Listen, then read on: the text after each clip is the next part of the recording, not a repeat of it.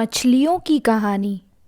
एक समय की बात है, एक घने जंगल के अंदर बड़ा सा तालाब था। उस तालाब में बहुत सारी मछलियां रहती थीं, जिनमें से 3 मछलियां एक दूसरे की पक्की दोस्त थीं। इन तीनों का स्वभाव बिल्कुल अलग था। इनमें से 2 बहुत समझदार थीं। पहली संकट आने के पहले ही अपना बचाव कर लेती थी। दूसरी संकट आने पर अपनी सुरक्षा कर लेती थी, जबकि तीसरी सब कुछ भाग्य पर छोड़ देती थी।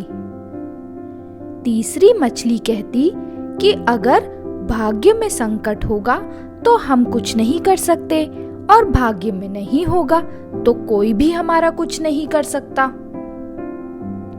एक दिन रास्ते से गुजर रहे एक मछुआरे ने उस तालाब को देख लिया।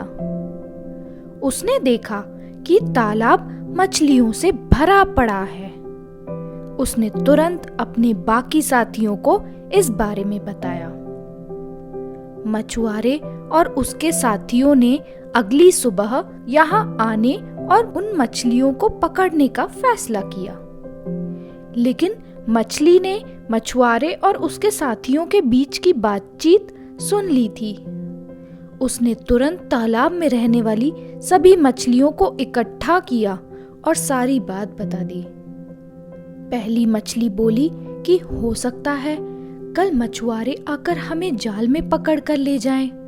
उससे पहले ही हमें यह स्थान छोड़ देना चाहिए। तभी तीसरे नंबर की मछली बोली, अगर वो कल नहीं आए तो? यह हमारा घर है, हम कैसे इसे छोड़कर जा सकते हैं?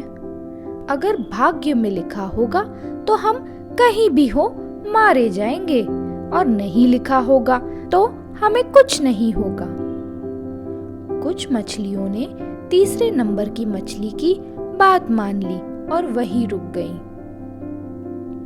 अन्य 2 मछलियां तीसरी मछली को समझाने में असमर्थ थीं, इसलिए उन्होंने बाकी मछलियों के साथ तालाब छोड़ दिया।